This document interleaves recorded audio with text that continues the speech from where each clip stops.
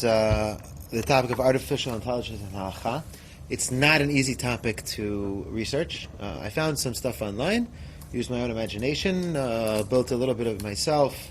YU has some resources, but they're kind of fluffy. Some of them are a little bit better than others. And what we'll do tonight is we'll definitely go over, I guess what you would call, it's hard to call it the secular side, the science part. The science side of things, just to describe what we're going to be dealing with here, what kind of artificial intelligence we're going to be talking about. And we'll do at least the beginning of the Halacha portion, but I'll describe to you all of the Halacha that we're going to talk about. But I'd love to hear from you guys ideas about other issues that might come up. So, first we're going to define artificial intelligence. That's a not easy thing to do. And the truth is, I'm not even going to go as far back as the beginning of the days when they started to talk about. I'm really only going to go back maximum 22 years. All right, and we're really going to see this through what seems like a little bit of a myopic lens at the beginning, but it's really the best way to look at it, which is games. Really, the best way to look at the history of artificial intelligence is its development through essentially video games. But it's not just video, it's like classic games like chess. Chess is the first one that we're going to look at, but obviously when you play chess with a computer, that's going to be a video game, just what it's going to be called. And that's where we're going to start. There are three, you could break down the history of artificial intelligence in many, many different ways. This is just the way that I think of it, and I think it makes sense, and it will help us to see the development. So the first point where artificial intelligence really started to take off was actually in 1997. That's when people started to really take it seriously, because that was the year that Deep Blue, which was a supercomputer, it had, by the way, it had precursors to it, deep this, deep that, they like to do deep. So Deep Blue, and actually it had a previous iteration of Deep Blue a year beforehand, that had a chess match with Garry Kasparov, then the Grandmaster of the world, because Bobby Fischer disappeared, and he's Russian, I believe. Kasparov. Yeah. Oh, okay. Who? Bobby Fischer or Fischer? Right. So Kasparov played against a supercomputer and beat it 4-2, which means he lost twice, which is a big deal.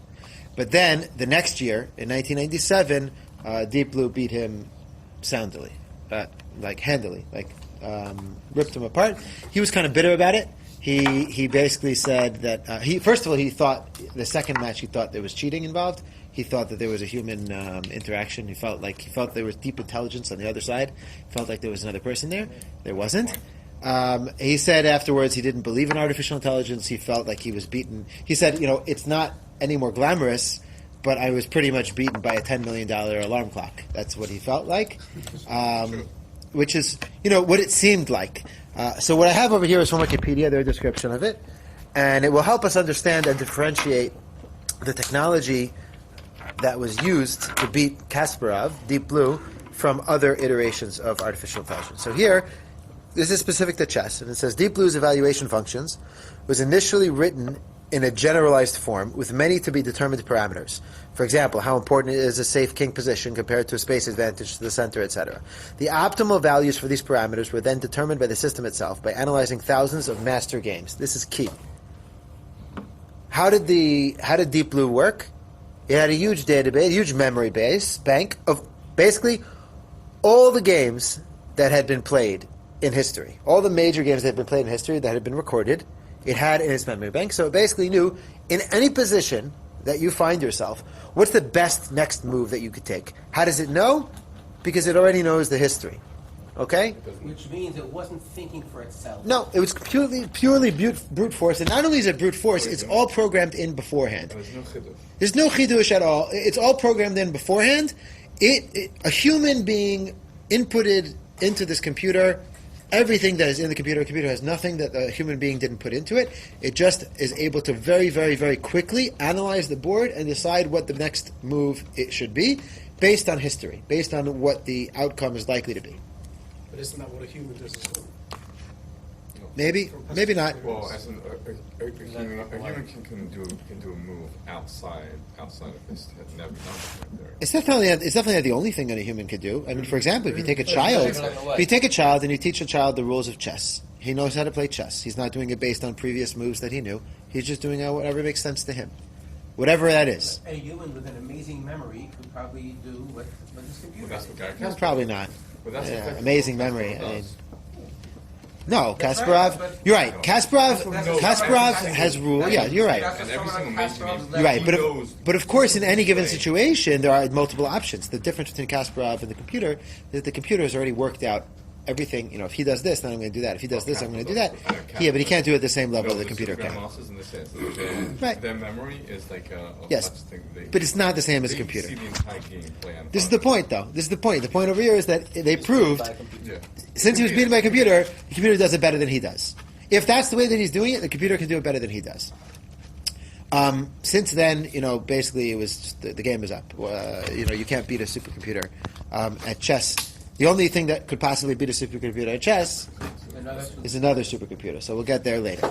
So that was 2000. That was 1997. Now again, I want to say that over there, the computer, I don't think we would consider it smart, because, like I said before, and when I was learning computers, by the way, when I was learning computer science, so the teacher emphasized over and over, there's nothing smart about computers because it only does what you tell it to do.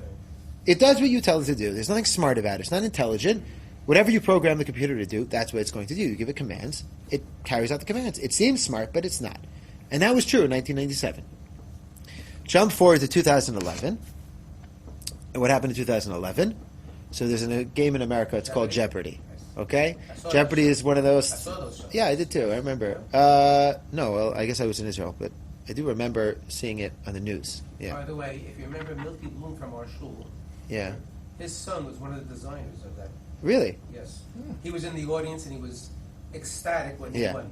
So what happened is this. Jeopardy is a game in America. It's a trivia game where you have to, basically there's an answer. It's quote-unquote an answer. Like it could be, he starred in the first Batman movie alongside alongside Jack Nicholson. Okay? So then you're supposed to say who was Michael Keaton, right? You're supposed to say something like that, right? Which is ridiculous because the answer to who is Michael Keaton is not he starred, in the first Batman movie. But that's the way the game works. But the jeopardy is that if you answer the question wrong... Right. If you answer wrong, then you lose the amount of money that you bet. Right. There is also double jeopardy, all different kinds of things. Strategy in the game, but of course you have to be able to know the answer. There was a guy named Ken Jennings who was the most winningest Jeopardy player ever. It was 70-something games in a row, which is still the record. No, I think the guy made more money but didn't win more games than Ken Jennings. So he won the most games. So in 2011, Ken Jennings and another guy, who nobody remembers his name, basically went up against this IBM Watson computer.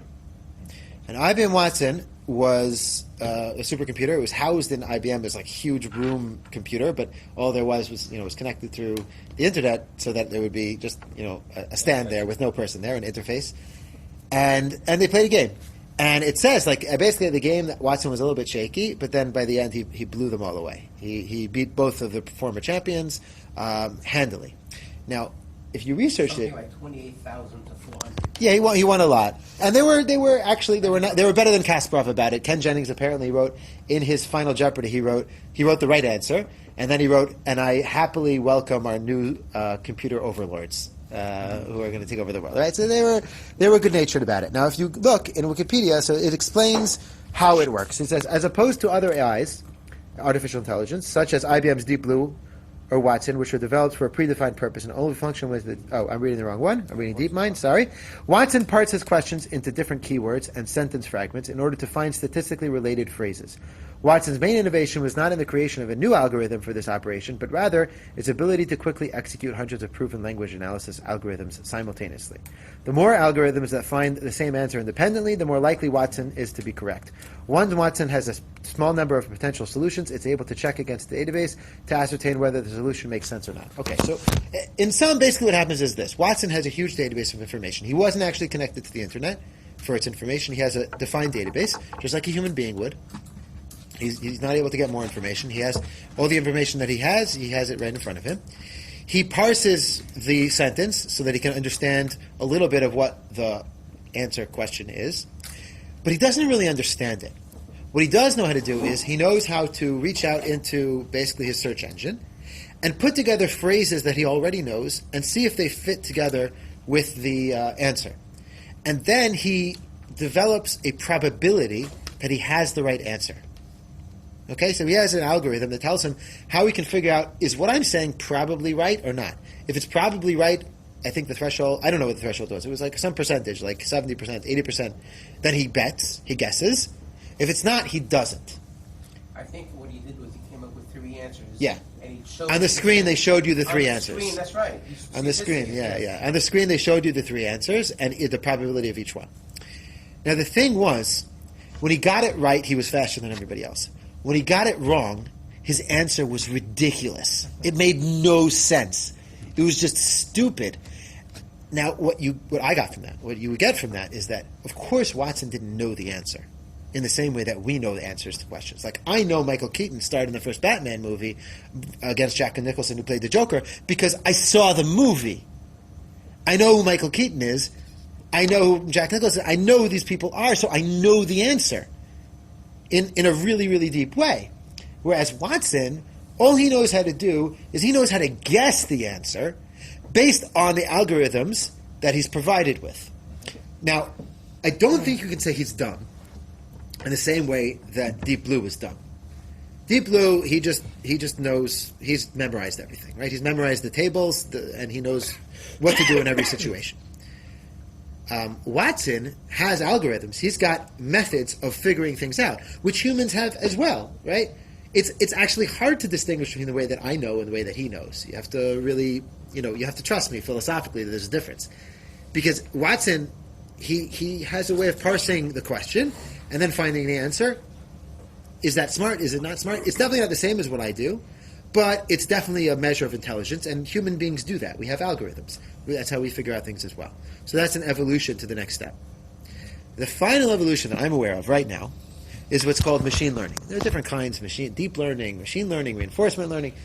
They're pretty much all variations of the same thing, and it's typified by the new supercomputer, the newest one that is, I guess, reigning champion, called DeepMind. It's another IBM computer, actually not IBM, actually it's owned by Google now. And the reason why we think it's so smart is because DeepMind beat Deep Blue. It didn't just beat Deep Blue, he beat all the new iterations of Deep Blue. Everything else that worked the same way. Now, how is DeepMind different from Deep Blue? DeepMind does something called machine learning. What is machine learning? Machine learning is basically to learn the same way that humans learn. What they would do is you give the computer. Let's say you pick an area, pick chess. You say, okay, computer, this is how chess works. Same way you would teach a child. The king can move this way, the queen can move that way, the horse can move that way, and all those kinds of things. And then DeepMind goes into its own memory, and it plays millions of games of chess against itself until it figures out the best strategies. And it knows what to do, not because it memorized anything, but because it's figured it out by itself. Which means nobody told the computer that the best thing to do when you're facing the following configuration on the board is X or Y. It figured it out itself. That's really intelligent.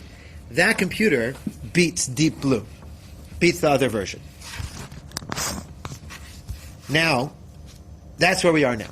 Now, why does all this matter? We're not playing chess. We're not playing... by the way, AlphaGo is another one. Go was the latest big thing. Go is a Korean or Japanese? Korean? Yeah. It has Iterations yeah. of it, multiple. Yeah, much more than chess. Options are much more than chess. And AlphaGo just beat the reigning Go champion. So they've beat them at that too. None of us have played Go, but apparently it's very impressive. It's a game. Now, why does it matter? So I put on over here some of the other achievements. In 2016, DeepMind turned its artificial intelligence to protein folding, one of the toughest problems in science. In 2018, AlphaFold won the 13th critical assessment of techniques for protein structure prediction by successfully predicting the most accurate structure for 25 out of 43 proteins. In other words, they used it for science. And it did it. It did it better than anybody else ever did. Google stated that DeepMind algorithms have greatly increased the efficiency of cooling its data centers. In other words, they took a practical problem that you would usually have human engineers work on, and human engineers would use their minds, brilliant people, Google engineers would use their mind to try to figure something out, and instead they told, here, computer, here's the problem, here's the physics of it, figure it out. They still have to give it all the data it needs. Yeah, of course. You have to give it the data, but it builds its own models. It tries out its own simulations, and it does it, it doesn't sleep, and it performs at tremendous speed. You still need to provide a basis for it to work on. You can't just like... You have to teach it the rules. But once you teach it the rules, it figures it out. You give it a goal, and that's it. You still have to write just like you would for a human. If I said, here's, okay, Yoel, here's my problem. I want you to go out there and make me some money. Yeah. On the stock market. Here's how the stock market. You'd have to know how the stock market works in order to do it, right? There is a lot of guiding that still needs to be done.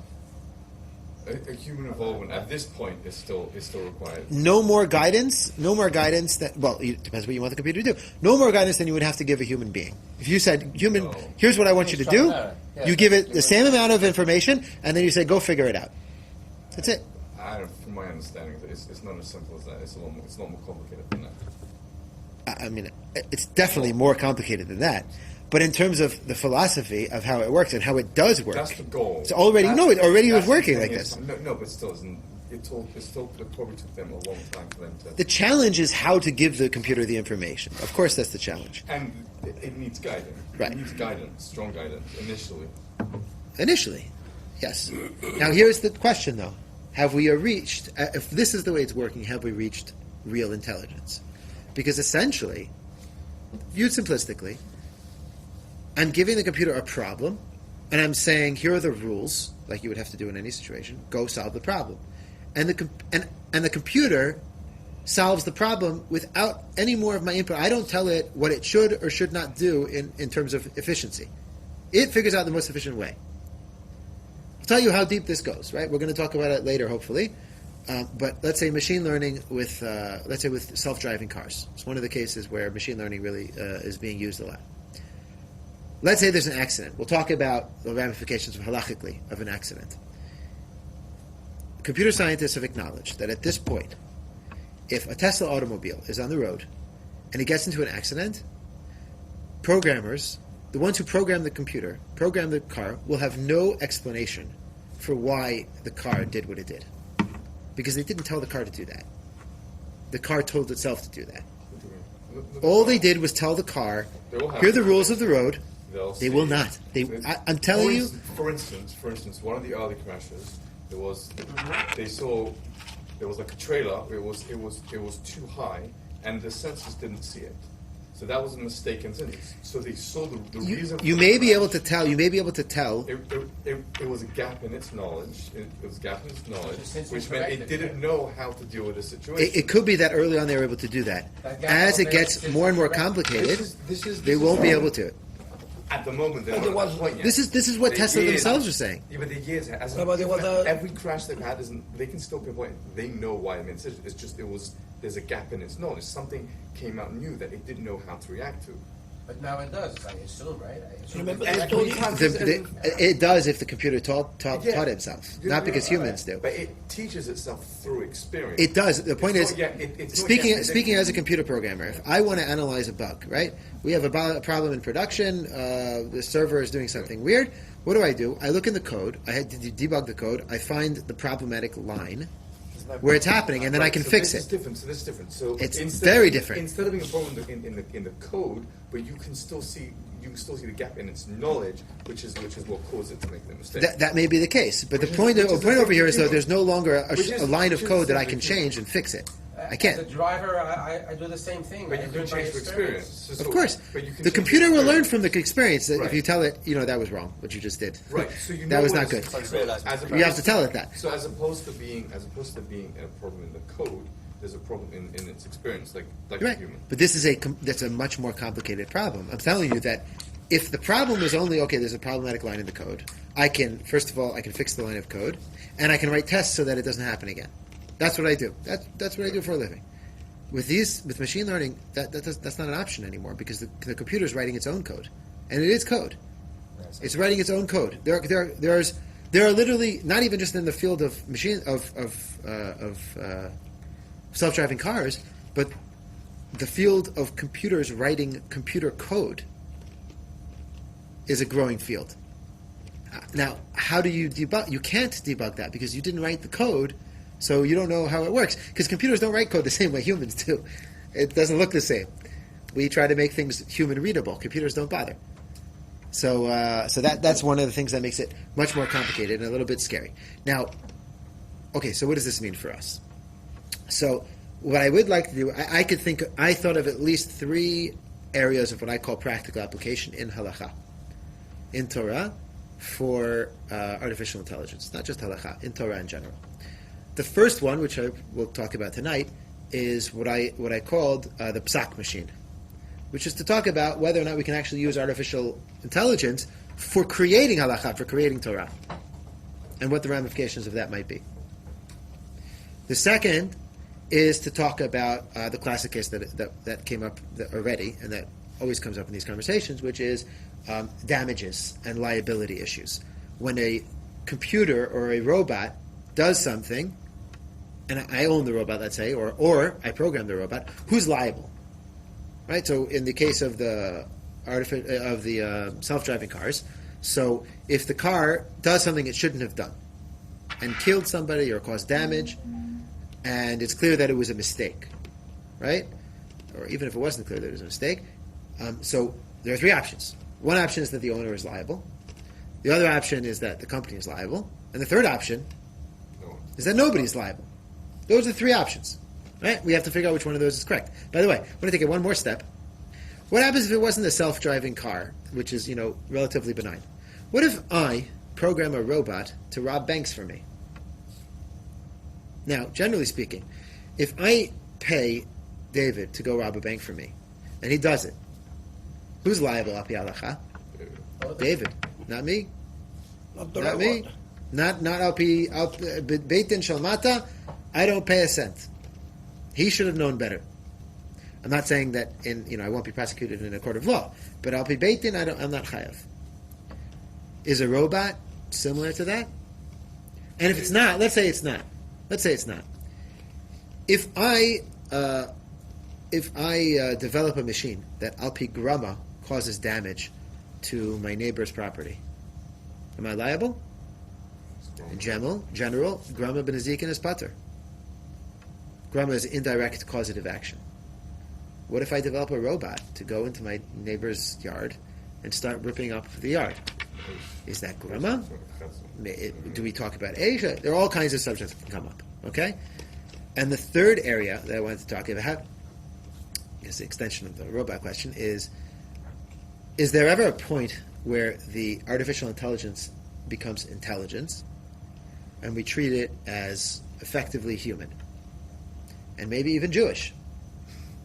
Well, could you, if you developed an artificial intelligence, could you use it for a minion? Can you kill such a robot? You laugh, but you'll see. You'll see. You'll see how interesting it gets and why it's not insane. Can you kill such a robot? It's certainly more insane. Let's than take not it. having your toast already. Yeah. This is not really artificial intelligence, but definitely interesting for you to think about because it's just a step removed on the future scale, which is when when somebody inevitably figures out a way to, I'm going to fudge the words here, but to transfer consciousness to a computer, to the cloud, so to speak, and then a robot comes out, and we call that robot Yoel because it does everything that Yoel would do and has all the memories that Yoel has, then how do we view that? And that's not artificial intelligence per se because it's supposedly Yoel intelligence. But how do we view that? Is that possible? Do we view that as, that is Yoel? or is it something else? These are all important questions. So those are the three areas that I wanted to talk about. But we'll start tonight with the first, which is in the area of Talmud Torah itself. So, I guess presciently, Rav Aaron Lichtenstein, this is the first thing that I looked for, because I just remembered the phrase that he used. This is an essay that he wrote in 1998. So he writes, illustrations apart, however, the cogency and legitimacy of a human approach to Psak appears to many problematic. The context over here is he's actually talking about the idea that some people think that a posek shouldn't be inserting his own human biases into Psak. It should just be black and white, yes, no, mathematical, calculated answer. He says some people think that. They would have us believe that the ideal posek is a faceless and heartless supercomputer into whom all of the relevant data is fed and who then produces the right answer. Right? This is a year after Deep Blue. Should this standard not be met, the shortfall is to be regarded as a failing. The lamentable results of human frailty, in Bacon's terms, a manifestation of the besetting idols which hamper and hinder the capacity for reasoned judgment. On this reading, the process of psika, of coming up with a psak, properly conceived and executed, bears no semblance to an existential encounter between seeker and respondent, the person asking the question and the answerer. In other words, there's no human relationship. It entails rather the application of text to problem, the coupling of code and situation. When he says code here, he doesn't mean computer code, he means like the Shulchan Aruch. This conception does not necessarily preclude reckoning with the specific circumstances of the question and questioner, as these may very well be part of the relevant objective data. He says, and don't tell me that, okay, no, of course there's human involved because that's part of the data. You're right. It's always, the person asking the question, that person viewed as a person, is always going to be part of the psika. But how do you approach that? Do you approach that with cold reasoning or with humanity? The prevailing tendency, however, would be to dwarf this factor, and as to the human aspect of the meshiv, that would be obviated entirely. The person answering the question, he should be a computer.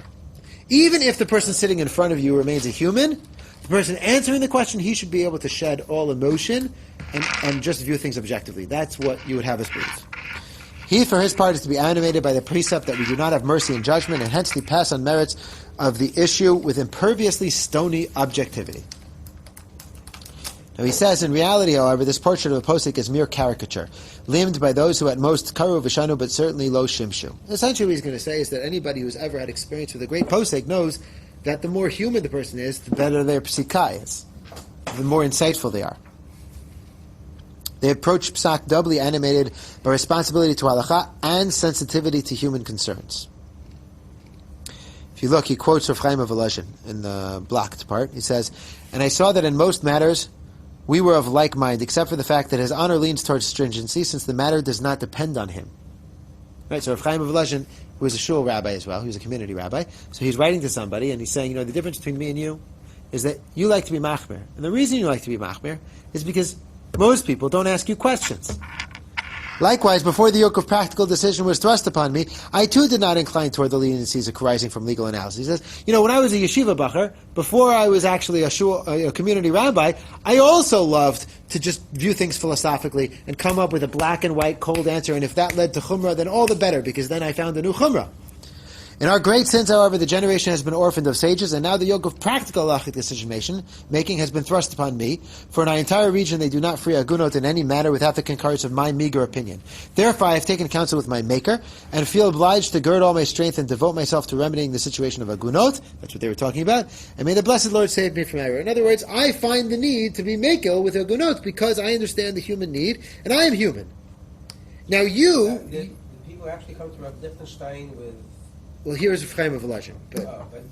But Rav Lichtenstein didn't himself wasn't a person who people came to him with questions of this. Absolutely, they did. Of course, they did. Yeah, absolutely. Is this kosher? Is this an aguna? Is this? Yeah, aguna for sure. Yes. Yeah. And he wrote. Is this kosher? I don't know. He wrote responsa on this. Rav Lichtenstein did not write many tshuvas, or any at all, really. I mean, I'm sure he wrote some, but that wasn't his writing verve. But of course, guys. I mean, he was a Rosh Yeshiva, right? He wasn't the community shul rav. Right. His students would come to him. The state of Israel would come to him. Yeah. Are you saying that the inputs are only halachic or are they emotional? No, he's saying that there definitely are emotional inputs, not only on the level of understanding the person, but also on the level of the posik himself. He says you would pass. What is he saying? He's saying essentially, You would pasken differently on a shaila if you knew that they were going to listen to your answer than if you didn't know they were going to listen to your answer. Two people talking about a psak in a closed room, talking about a halachic situation, a technical halachic question on a theoretical level, will come to different conclusions than a person who's actually practically being asked right now. And the Rav Lichtenstein says, and that's right, that's correct, that's the way it should be. Now, why should, in theory, there should be no difference. We should be figuring out what the objective truth is. But he is saying that the proper way of psika is to feel that pressure, and it should affect your halachic decision making. Right, but he's also saying that in the calculation, those are part of the calculation that you should consider. That's what he's saying. So Yes. It's possible that you could have halachic inputs, personal inputs, emotional inputs, and then the amalgam of all that. You can still compute all that. He's just saying you have to go beyond the limited. Yes, but if you were to take it back to our discussion, so Rav Lichtenstein would say, if a computer we're making the psak, there's no such thing as the computer feeling pressure, presumably. In other words, he doesn't feel pressure, he doesn't feel emotion, he doesn't feel pain or pleasure or compassion. You would insert compassion. Figure it out. I mean, in theory. This is the question, right? What would you do? You would insert, okay, this is what human compassion looks like. Yeah. I mean, it is. You could, in theory. that's right now science fiction. It's not. That's not driving. really. It's just like driving. There are certain rules which you can learn through experience. But that's more about. It's almost always going to be about the second, the other side of the equation. In other words, the questioner. You're teaching the computer what the questioner is like. You're not teaching the computer how it should be like, because. No, you can. I think because you you give can it enough reflect database analysis, and so data points with questions and answers and all the relevant inputs, and it can figure out that there isn't where there isn't. So what Rav Lichtenstein I think is saying is that it's look, necessary. you It's put in front necessary of to have the compassion, but isn't.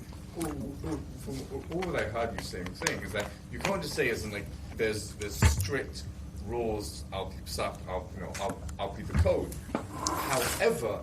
You're talking 1998. Okay, so you know what? Let's do this in a phased approach. Let's do this as a phased approach, okay? We take the deep mind first, right? Sure. Deep mind is basically saying, look, I know all of Shulchan Aruch, I know all of Shas, I know all of Poskim, I know everything everybody has ever written on Halacha. You come to me with this chicken, I can tell you what the Bach says, what the Shach says, and I can tell you what the consensus of the Poskim is. The Rav Lichtenstein says, that's all very good, that's perfect. The only problem is that you don't understand what it's like to be human, and so there's something missing. Well, that's a different issue. We'll get to that. That what he's saying is that you don't understand what it means to be human, so you can't really answer this question because you can't understand what the pressures are. Fine, jump forward. I don't know if Watson helps us at all, but once you get to deep mind, then you start to get something. Once you get to deep mind, so you're saying now you can put it into the computer. Okay, listen. You have to have compassion. Now, I don't know how you would. You give it. You're not supposed to be training it, though. No, but even say but even like for instance, self-driving, so Tesla, it builds its self-driving capacity based on the real world driving miles. Yeah, I know. That's the same thing. So if you have enough, subjective, whereas emotions are subjective. Not only that, when you're communicating with somebody, information is gained not just through you can't put a facial expression. Of course it is. Of course it is. You definitely can. You can. Voice. All this information. You definitely The can. emotion generated from a facial expression. You can from the other perspective. Digitize that. You can absolutely analyze what the other person is feeling. Absolutely, for sure. They're already there. They're already there. What I'm more interested in is not what the other person is feeling. You're right. The computer can tell what the other person is feeling. But the computer doesn't feel anything. So you want to say, though, you can teach the computer to feel something. You don't teach it to feel something. It can know how. I don't know how, but like, I don't know how you. What's the right way to do that? Like, how do you? No, first, as an oftentimes autistic people, they don't feel that but they feed off other people and to learn how to react in certain situations.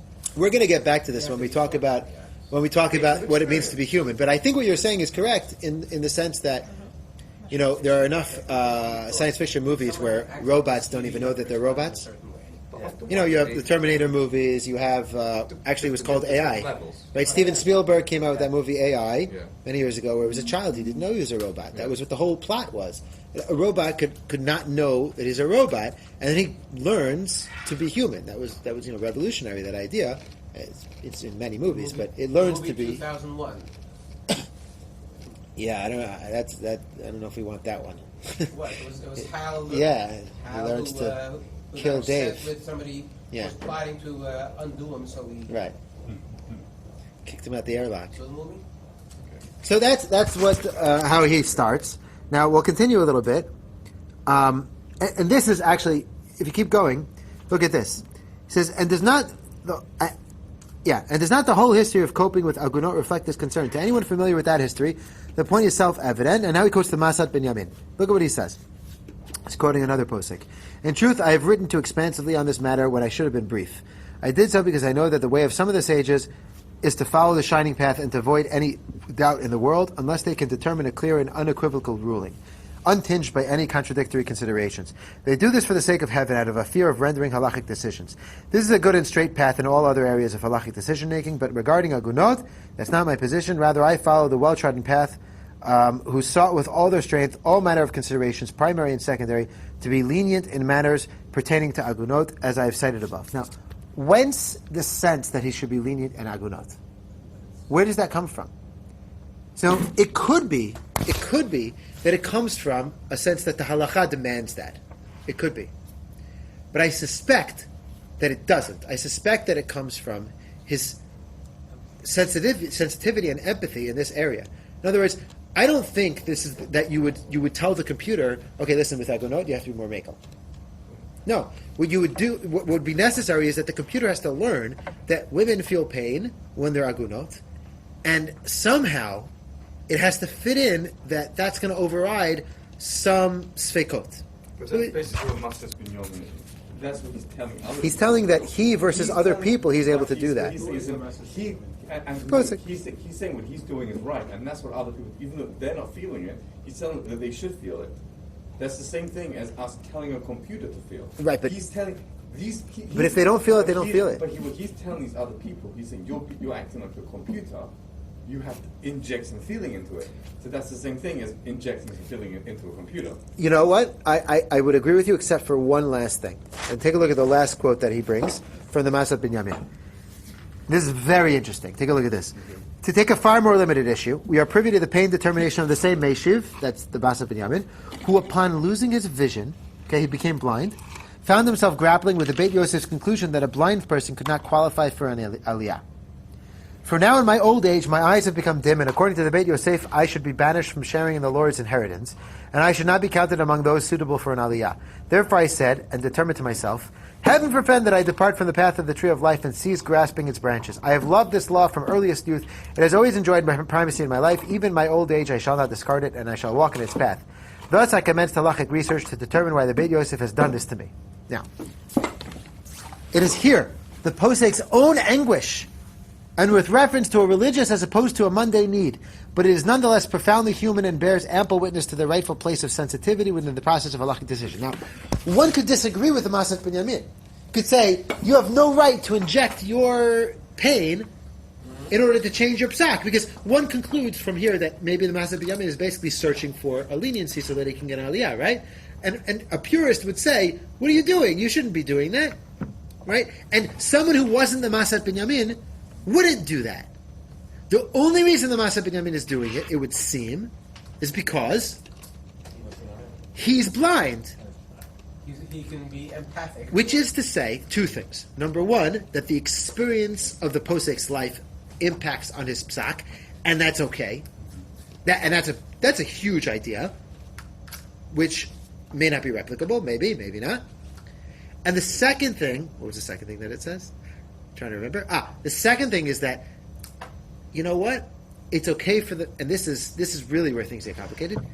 It's okay for the Masat Binyamin to come to the conclusion eventually that he, as a blind person, can get an aliyah, and still also say that the Beit Yosef disagrees, and most posts can disagree, and they come to a different conclusion. And we have to be able to carry both of those in our heads. And some people will follow the Masat Binyamin, and some people will follow the Beit Yosef. And that's the dynamic of halacha. Now, with a computer, we would presume that it's going to only come to one conclusion. If you take two computers that are programmed the same way, right? You would have expected that they would come to the same conclusion. The truth is, with deep mind, they may not. It depends on who programs it. Well, in these cases, with deep mind, he ends up programming himself. So it could be that even he could come to two different conclusions, but that would also be weird. It would be weird in a different way. But I think there's a lot of meat over here for us to think about, because what Rav Lichtenstein is saying is that what we expect is that the posek will inject his humanity, his sensitivity, his own personal experience, and also at the same time know that not every posek is going to come to the same conclusion. Does Rabbi Lichtenstein agree with this view that posek includes his own? Yeah, I think he does. experiences That's what and- he's Yeah, bringing. I absolutely think he does. Yes. He's not talking about computer. He's not really talking about a computer here. No, his subject is not artificial intelligence. His subject is how do we approach Psak. His point is that we don't approach Psak as understanding it as purely calculated, pure math, logic. So what I see is when between the Masas Binyamin is more. Masas Binyamin is more. He's attacking the line of thought, which is basically which you see often, like in certain lines of shuvas where they have a question, even though you have an answer, you have a question, you have an answer, you have an answer. Because you have a question, even though you have enough backing for all of these answers, and you can answer every single question, the fact that you had a question is enough to say it's awesome. As opposed to other people, when it comes to Psak, if there's a question, they have an answer, they have a question, they have an answer. They'll say, it's mutter because I have all of these answers, therefore it's okay. That's what I see. Didn't totally follow. I didn't totally follow. A lot of, for instance, is Hetem Chira. Okay. All of the questions which people have against Hetem Chira, Rabbi Malamed has answers for them. All of these are Revolution, they have answers for them. The people who are machmir say, I have a question. Okay. So they say, I have a question. You may have an answer, but I still have a question, therefore I'm going to be machmir. That is what, as opposed to. That is what I'm seeing as what is the Masas Binyamin is really his focus is. I don't think it's fair to say that Rav Lichtenstein is saying we shouldn't be machmir ever. I don't think he's saying that. I think he's saying that each posek has their own. You shouldn't be as an. No, of course not. But nobody thinks that. You shouldn't always make the question. But nobody thinks You that. shouldn't be trying. You shouldn't like that. You shouldn't take into account the personal angle. No, nobody thinks that we should always be machmir. No, I'm saying as the Masim he was specifically on refusing to rule on halachic matters. He was talking about agunot. And they want to come to clear and unequivocal ruling. Right? Why? He says because they're afraid of being wrong. They're afraid of being wrong. So Rav Masas Binyamin says, yes, I'm also afraid of being wrong, but with agunot, we have to be willing to be wrong because we have to free them. That's what the Masas Binyamin is saying. Perhaps because he had a little bit more experience with agunot than other people did. It's very easy from across the world to say, no, she can't remarry. But if it's in your community, then you're going to end up perhaps taking a different approach. And Rav Lichtenstein says, that's a very unobjective, very subjective way of Psak, and that's okay. You know what? You're injecting something political into this as well. It's politics. If I'm very rigid on the issue of aglunot, I might not be becoming chief rabbi of Tel Aviv next year, or people will not be coming to me with questions of halacha. So I have to be a little more lenient, a little more machmer, because it's convenient for me as well. Yeah, we don't see that in here, though. That's not what the Masas Binyamin is saying. That's or one of the Lichtenstein is human saying. elements in it. You're right. There is going to be human elements of politics. That's unfortunate. That definitely, and sometimes it's understandable. Sometimes a rabbi will pasken something, unfortunately, maybe because he knows that if he paskens otherwise, then his followers will stop following him. That happens. It happens. That's unfortunate. And it should always be understood that that's why he did it, so that in later generations they know to reverse that when time comes. But okay, so that's where we take Lichtenstein's that far. The point you want to from here is that any computer is that you need emotional intelligence as well. I think but it's more than emotional intelligence at the end, and that's why I loved the last example, because it was also personal experience. and it was also an acknowledgement. I think it's an important acknowledgement That's that true. that if the fact is that there can be multiple correct answers, then it kind of tears down the whole idea of objective halacha. Which, by the way, he didn't invent. The Ramban in his Melchamos Hashem, we'll quote a different Ramban now, but the Ramban is in Melchamos Hashem, so he points out, how is it that the Rif writes a Sefer, right? And then the Baal HaMaor writes a Sefer and all he does is disagree with the Rif. And then I write a Sefer and all I do is disagree with the Baal HaMaor and defend him from the Rif. Is it really, how could it be that I always agree with the Rif? Why do I always agree with the Rif and just disagree with the Baal HaMaor? And why are there any arguments at all? So he says, the fact is that the answer is because there is no one truth. There is no one absolute objective answer. There are different viewpoints and different approaches, and all we're trying to do is flesh them all out. Sometimes we have more affiliation to one or the other, but there's a very contrariness is at the root of all halachic writing because there's so much the wavelength is so big that you almost, you grab whatever hasn't been taken yet. It's just the way that it is. It's not math. Because it's not math, there's a lot of space, and so we take it up. So we end up disagreeing to a very, very, very great degree. Okay. There's another problem so that would be one problem with artificial intelligence doing psak, right? But there's another problem. Well, a challenge, yeah. Another challenge to artificial intelligence doing psak is the following. The Gemara in Ksubas, okay, so I cut it down. I didn't put the whole thing in. The context is that Abaye gave a psak. It was a relatively simple psak. And then Rav Yehuda pointed out to him, but that was wrong. And then he ran after the man he gave the psak to in order to correct himself. And then the following happens. Said Abaye, the statement made by the rabbis that even a question about the permissibility of eating an egg with a kuta, that's a very simple question, eating an egg with milchik, in a milchik dish, a man shall not decide in a district which is under the jurisdiction of his master. In other words, one rabbi should not pasken, a talmid should not pasken in the city of his rebbe. That was a halacha. That you shouldn't be paskening in an area where it's under someone else's jurisdiction, even if it's, kibiyata b'chutcha, it's the simplest question ever. It's like, can you light a fire on Shabbos? Doesn't matter what it is. You shouldn't be answering questions in someone else's jurisdiction.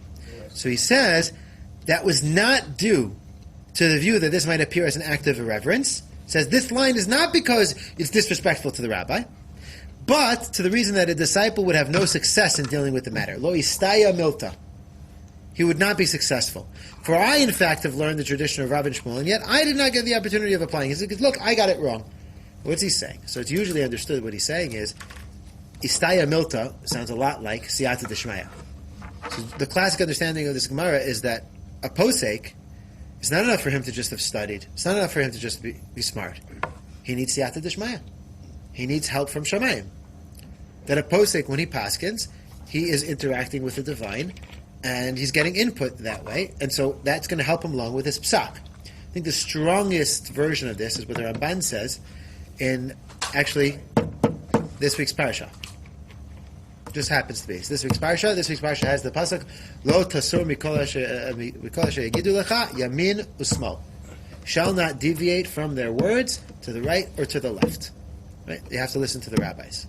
The Ramban writes on that pasuk, he says, what does it mean? So he has a long essay about it, where he says that this is essential to the way that halacha and the Torah process works. We have to respect the rabbis, otherwise everybody's going to go off doing whatever they want. But then he doesn't stop there. And I'll read to you what he says.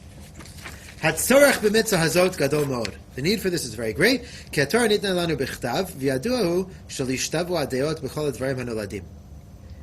Because not everybody will agree on all matters, like we just said. Because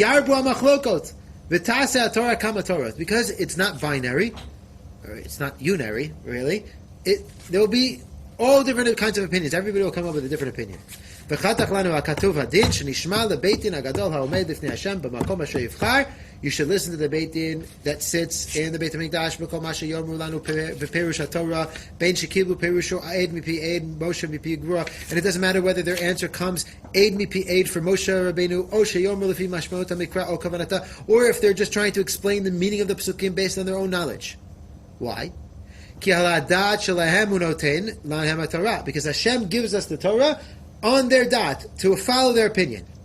Even if it looks like they're switching the right with the left, v'kol shekain sheyesh lecha lachshov shehimarmim al yamin shehu yamin ki ruach Hashem al mishartei mekadsho v'lo ya'azov et chasidav.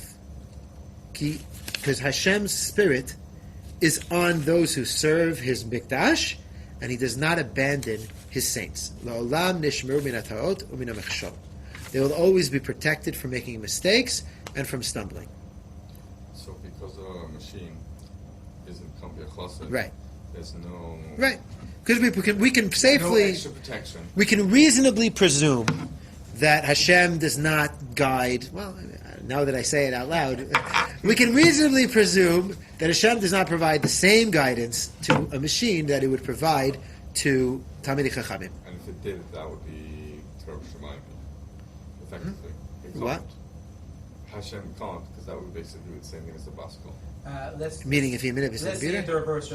The machine doesn't seek the same guidance from Hashem. Right. In other words, if we assume that the guidance that a Talmid Chacham receives is correspondent to his spiritual stature, to his saintliness, to his kedusha, to his chassidut, so then the computer is never going to have that. Now, what happens if the computer programmer is a big tzaddik, is a big chassid? Maybe. Let's presume not that way. So this would be another counter-argument for why we would not rely on artificial intelligence for Psak, because we cannot believe that it has the same protection from Hashem. There's two different types of Psak. It was multiple. There's sort of Psak which needs emotional input, then there's like Psak as... Like, do you say Yala V'yovo if you started a meal on Rosh Chodesh? That's Halacha Psuka, you're right. Halacha Psuka, you could look it up in a book. It's the same thing as looking up in a book. Certainly, you maybe artificial intelligence could help. If a posik said, okay, here's the question, so you get the computer to write out a tshuva, and then you read the tshuva and you decide whether you think it's right or not. That's reasonable. And I would not be surprised if that happens. Or the computer will give me three different shuvas and you say, pick the one you like. Yeah, I could do that. Yes, okay. Yeah. I've looked up questions on the Of course. Right, but the computer's not giving you the answer. Somebody wrote the answer. Well, let's say the computer went in, it knows all of Shas and Poskim, it writes you a tshuva, which is what it can do. Now they're writing movie scripts, they're computers that write songs. Like, it can write a Psak, why can't it? But the point over here would be that you wouldn't be able to just look at it and say, okay, this is right. You would have to be able to read it, to understand it, to figure out, Talmid Chacham steeped in Torah would have to read it and understand whether it's correct or not. Now, this is the Ramban's view. Certainly there are other views that say that that's not the way that Halacha works. That Halacha is completely human endeavor. In which case, maybe we wouldn't say the same thing. But it's definitely according to the Ramban. There's no Siyach B'Shmai aspect. Yeah, yeah, why not? I don't know. Within the mainstream thing. Yeah, why not? Well, the argument is Hashem said, study the Torah. That's always been the way that. Yeah, I know. I'm unaware. It's a quasi-mystical way of looking at it. It's definitely. Is there a accepted mainstream? I don't know. I don't think I'm going to find someone who says Hashem never helps with halacha. No, I don't think I'm going to find that. But let's take the Lo B'Shamayim case, right? So what happened? So Rabbi Lazar, right, says the Tanur is, I never remember whether it's Tanur or Tameh, and Rabbi Yeshua and the Chachamim disagree, and then the Baskel comes out and says Rabbi Lazar is right? Now, there are different ways of understanding Rabbi Lazar is right. I'm partial to the Maharal in that the Maharal says that the Baskel didn't say Rabbi Lazar was right in this case. The Baskel didn't say Rabbi Lazar was right in this case. It said the halacha is always like Rabbi Lazar. That's what the Baskel actually says. It says the halacha is always like Rabbi Lazar, which is very different from saying Rabbi Lazar is right about this. It's different. It's different because the way Maharal says it is that it's a value judgment about Rabbi Lazar. It's like saying There's a it's like saying my wife is always right. There's a Maharal. That doesn't mean my wife is always actually factually right. It just means we act like my wife is right all the time. There's a Maharal. That's an obvious distinction, right? The customer is always right. No, he's not. But that's definitely a good policy. I don't know if that's analogous. Does the Maharal say Rabbi Elazar is always right, or does he say that Rabbi Elazar is generally right? No. So the Gemara just says, Halacha ke Rabbi Elazar b'kol davar, something like that. And you go to the Maharal. Yeah, so the Maharal points out, he says, notice that it doesn't say that Rabbi Elazar is right here. It just says the halacha is always like Rabbi Elazar, which is to say that Hashem likes Rabbi Elazar. Okay. That's how the Maharal understands the Gemara. And then what Rabbi Yeshua's response is, we don't care who Hashem likes. We don't care. We came to a conclusion, and the halacha is like the majority. That's just the way to read the Gemara. Now, others may not read it that way, and if you don't read it that way, right, if you read it just the simplest way, and that it's saying that Rabbi Elazar is right, then how could they disagree? Unless the whole thing was given over to human hands, and whatever conclusion we come up with, that's the conclusion. Right? What's the Ramban assuming over here, by the way? The most important thing the Ramban says over here is probably the most wrong thing that he says, which is that he says, and therefore L'olam nishmur min ha'ta'ut u'min ha'michshol. This is one of the most powder keg Rambans, and he has an issue because it's against the mitzvah in the Torah, right? We have something called the par ha'elam davar, which is the korban that is brought when the Beit Din makes a mistake. Mm-hmm. When it says this is chaylev and it wasn't chaylev, or this wasn't chaylev and it was chaylev. There's an entire masechet where the whole first parak of Horios is about this. What happens when the Beit Din makes a mistake? And the Ramban struggles mightily. He has to interpret the Gemara, and many point out, how does the Ramban deal with this? How does the Ramban deal with, and Schechter is on there saying this, the Ramban is not really correct. It's not correct in the sense that they're not always correct, factually. And, there are cases where you can determine the fact. There's a Beit Din say this stuff is chaylev, and it's really not, or vice versa. And then we determine afterwards, look at it, it's not chaylev. Right? That can happen. The fact that can happen means that there's something else going on over here. It puts more of the human stamp on it. So I think we're going to stop there tonight because it's late. Yeah, very good. There's more to say, even just in this topic, so we'll continue with it next time. We'll see I forgot to bring the computer tonight, so maybe next time I'll bring it. We'll see a clip from the Matrix. That should make I actually have a few clips for this one. It's going to be fun. Very cool. For this whole show. Anyways, to be continued, this discussion. Is this going to be like a meeting that, like, in a month's time you're going to get, like, they share, like, 45 minutes, comment class? So